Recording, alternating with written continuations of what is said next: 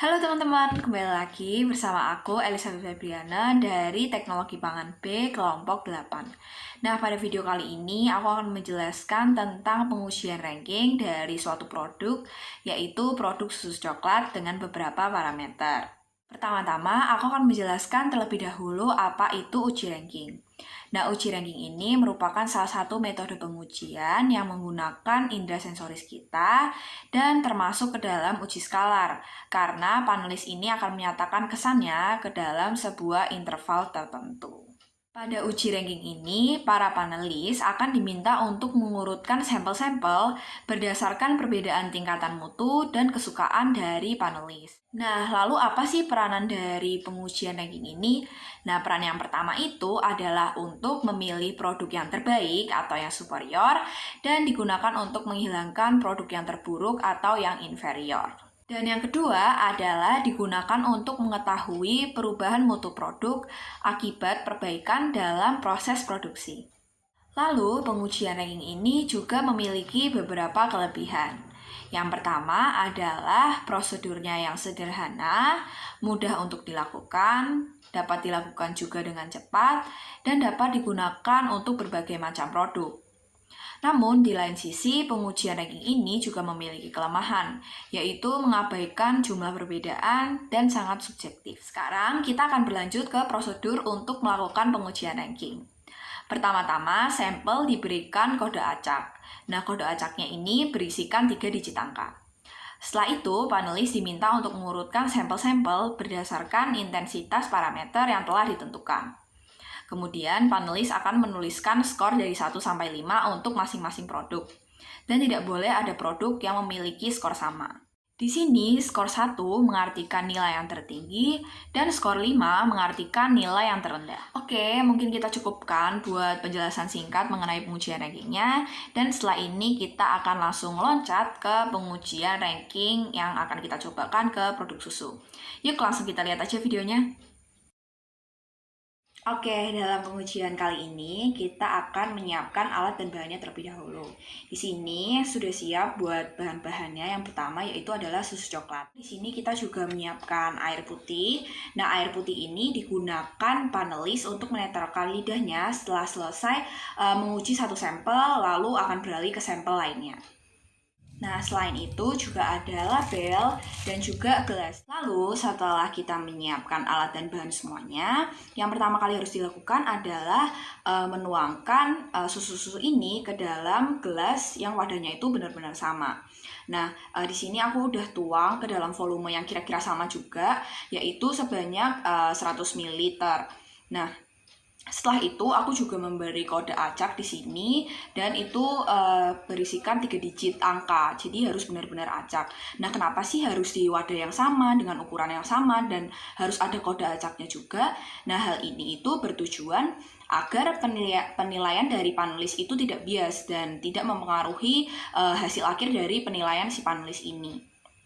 Nah, setelah itu panelis kan akan disuruh mengurutkan berdasarkan parameternya ya. Nah, nanti panelis itu akan mengisikan di sebuah formulir gitu. Nah, contoh formulirnya aku akan insert di sini. Nah, nanti aku juga akan mengisikan hasil dari percobaan aku ini ke dalam form yang di sini ya.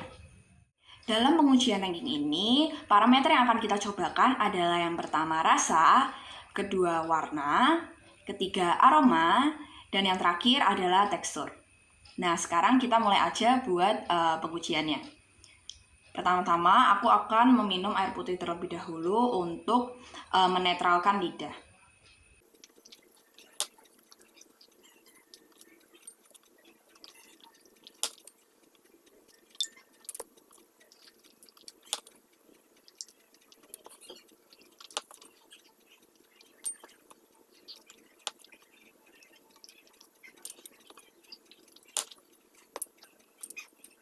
Oke, di sini aku udah selesai buat coba-cobain semuanya, dan aku akan mulai bahas aja ke parameter yang pertama, yaitu rasa. Nah, di sini menurut aku rasa yang paling strong itu ada di Real Good, dan yang terakhir ada di Ultra Milk. Nah, menurut aku rasa Real Good ini yang paling strong karena dia itu manisnya ada, terus coklatnya ada. Jadi pas dicoba itu langsung kayak kerasa banget gitu. Ultra Milk ini aku taruh di yang terakhir karena lebih kerasa susunya, terus rasa manis dan coklatnya itu juga nggak terlalu kerasa gitu. Nah, sesuai sama yang aku bilang tadi, bahwa rasa dari susu ini itu bermacam-macam. Jadi, nggak hanya ada satu rasa saja, tetapi lebih ke kombinasi berbagai macam rasa. Nah, rasa yang pertama akan aku bahas adalah rasa manis. Nah, hal ini dikarenakan oleh penambahan sukrosa ke dalam semua susu ini. Jadi, sukrosa ini yang memberikan rasa manis kepada merek-merek susu ini. Bila sukrosa itu ditambahkan semakin banyak, maka rasanya juga akan semakin manis. Tetapi tidak hanya sukrosa saja, karena di dalam susu itu secara alami sudah memiliki kandungan laktosa, yaitu sebesar 4,7%. Nah, laktosa ini juga menyumbang rasa manis, tapi hanya sedikit saja, karena laktosa ini kemanisannya hanya 1/5 dari sukrosa. Karena itu, yang lebih berperan dalam menyumbang rasa manis adalah sukrosa. Selain laktosa, di dalam susu segar itu juga terdapat garam mineral yang menyumbangkan rasa asin atau rasa khas dari susu.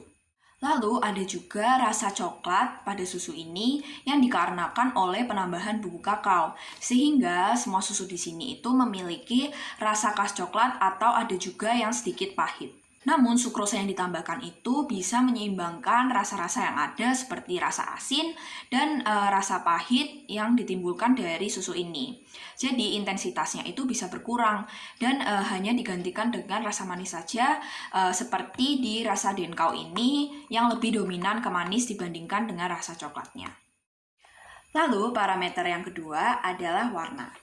Nah, di sini menurut aku warna yang paling gelap itu ada di Indomilk, lalu ada di Real Good, lalu Frisian Flag, lalu Denkau, dan yang terakhir adalah Ultra Milk.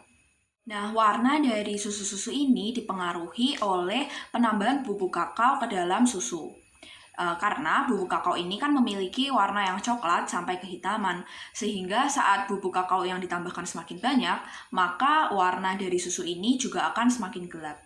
Sebaliknya, apabila kandungan susu lebih banyak dibandingkan bubuk kakao, maka warnanya itu akan semakin pudar atau semakin coklat muda gitu. Hal ini dikarenakan warna susu itu yang putih ke kuning-kuningan. Parameter yang ketiga adalah aroma. Di sini aroma yang paling kuat adalah Indomilk, lalu Real Good, lalu Frisian Flag, Ultra Milk, dan yang terakhir adalah Denkau. Aroma pada susu ini dihasilkan dari aroma khas susu dan juga aroma coklat. Nah, aroma khas susu ini berasal dari asam lemak yang terkandung di dalam susu. Nah, asam lemak ini merupakan asam lemak yang volatil seperti asam lemak butirat, laurat, dan lain sebagainya. Dan aroma coklat pada susu ini dipengaruhi oleh penambahan bubuk kakao ke dalam susu. Senyawa yang menyebabkan aroma khas coklat adalah senyawa pirasin, karbonil, dan ester yang terkandung di dalam bubuk kakao. Parameter yang keempat adalah tekstur. Nah, untuk tekstur ini kita berpacu kepada kekentalan atau viskositas yang merupakan salah satu sifat cair yang berhubungan dengan hambatan untuk mengalir. Di sini menurut aku produk yang memiliki kekentalan paling tinggi adalah produk Real Good, lalu Frisian Flag, Indomilk, Denkau, dan Ultra Milk. Viskositas dari produk ini dipengaruhi oleh pemanasan saat sterilisasi atau ultra high temperature. Nah, semakin lama waktu pemanasan dan semakin tinggi suhu pemanasan, maka viskositas atau kekentalan yang dihasilkan juga akan semakin tinggi. Hal ini dikarenakan oleh semakin banyak air yang menguap dan juga menyebabkan daya larut gula semakin tinggi. Artinya semakin banyak air yang diikat oleh gula. Viskositas ini juga dipengaruhi oleh penambahan gula. Jika gula yang ditambahkan semakin banyak, maka total padatan yang terlarut itu juga akan semakin banyak. Nah, penambahan gula yang semakin banyak ini kan berpengaruh terhadap rasa. Tetapi dari yang saya uji, rasa dan kekentalan itu tidak berjalan lurus atau tidak sama begitu. Nah, yang sama itu hanya ada di posisi pertama yaitu Real Good, di posisi ketiga yaitu Indomilk, dan di posisi kelima yaitu Ultramilk. Hal ini dikarenakan uji ranking yang saya lakukan pada parameter rasa itu tidak hanya mementingkan rasa manis saja, tetapi juga ada rasa-rasa lain yang paling strong begitu. Nah, selain itu, kekentalan itu juga tidak hanya bergantung pada penambahan sukrosa saja, tetapi juga dipengaruhi oleh penambahan bahan-bahan lain yang dapat mempengaruhi viskositas pada susu. Contoh dari salah satu bahan yang mempengaruhi viskositas adalah susu skim bubuk. Nah, semua produk ini mengandung susu skim bubuk. Nah, jika skim bubuk yang ditambahkan itu semakin banyak, viskositas dari susu ini juga akan semakin meningkat. Oleh karena itu, kekentalan dari susu ini bisa saja tidak berjalan lurus dengan rasa begitu. Di sini bisa dilihat bahwa keduanya itu memiliki kandungan susu bubuk skim. Tetapi berbeda dengan susu Real Good. Susu Real Good ini memiliki kandungan lain yaitu susu bubuk full cream. Nah, susu bubuk full cream ini juga berpengaruh terhadap viskositas dari susu. Ditambah lagi karena susu bubuk full cream ini memiliki kadar lemak yang lebih tinggi dibandingkan susu bubuk skim. Selain itu, di sini juga terdapat kandungan krimer nabati dan juga bubuk whey yang berpengaruh terhadap peningkatan viskositas pada susu. Nah, di sini bisa kita lihat bahwa sudah benar ya kalau misalnya Real Good ini memiliki kekentalan yang paling tinggi. Nah, karena kita menggunakan indera sensoris kita, maka secara tidak langsung pengujian ini dipengaruhi oleh kondisi psikologis dan fisiologis panelis yang berbeda-beda. Kondisi psikologis ini seperti sikap, motivasi, dan adaptasi dari panelis, yang meliputi perasaan panelis, pengetahuan panelis, dan kecenderungan panelis yang pastinya berbeda-beda satu sama lain. Yang kedua adalah kondisi fisiologis dari panelis. Nah, hal ini berkaitan erat dengan fungsi dan juga reseptor dari indera panelis yang pastinya berbeda-beda satu sama lain. Faktor ketiga yang dapat mempengaruhi penilaian panelis adalah kondisi situasional. Nah, kondisi yang dimaksud itu adalah cara penyajian dan juga suasana penyajian yang sangat memungkinkan untuk mempengaruhi penilaian dari masing-masing panelis. Kesalahan pertama yang dapat terjadi adalah kesalahan ekspektasi. Hal ini dikarenakan oleh panelis yang telah menerima informasi terlebih dahulu terkait pengujian. Sehingga akan lebih baik apabila panelis tidak menerima informasi secara mendetail terkait pengujian yang akan dilakukan. Kesalahan yang kedua adalah kesalahan konvergen. Pada kesalahan ini, panelis cenderung memberikan nilai yang lebih buruk apabila di awal sudah diberikan sampel yang lebih baik. Kesalahan yang ketiga adalah kesalahan stimulus. Hal ini terjadi karena penampakan dari masing-masing sampel yang tidak seragam atau sangat berbeda. Yang keempat adalah kesalahan logika. Pada kesalahan ini, panelis cenderung melakukan penilaian berdasarkan logikanya. Karena atribut-atribut mutu atau parameter yang akan diujikan itu saling berkaitan dan mempengaruhi satu sama lain, sehingga dapat dilogika. Lalu juga ada efek halo, yaitu saat panelis memberikan penilaian yang sama atau umum pada semua produk.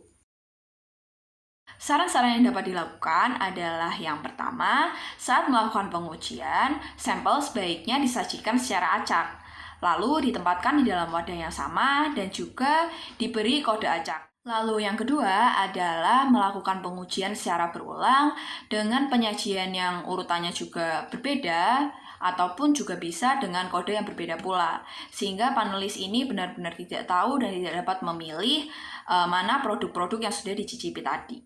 Dan saran yang terakhir adalah melakukan pengujian di tempat yang nyaman, di tempat yang bersih dan juga kondusif, sehingga tidak mempengaruhi konsentrasi panelis dalam melakukan penilaian.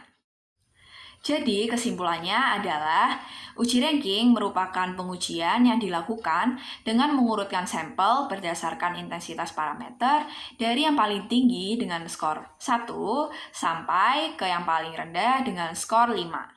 Dan jika saya disuruh untuk memilih satu produk, secara keseluruhan saya akan memilih produk Ultramilk.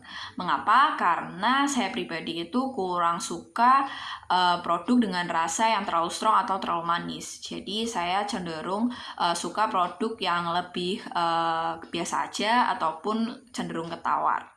Oke, gitu mungkin cukup sekian buat video kali ini. Semoga yang aku sampaikan di sini dapat bermanfaat bagi kalian dan kalian semua yang menonton juga dapat lebih mengerti tentang apa itu uji ranking. Nah, semoga kalian juga dapat melakukan uji ranking ini ke orang-orang di sekitar kalian jika kalian membutuhkan dan juga bisa melakukannya secara mandiri seperti aku ini. Oke, see you later on the next video. Thank you for watching. Bye bye.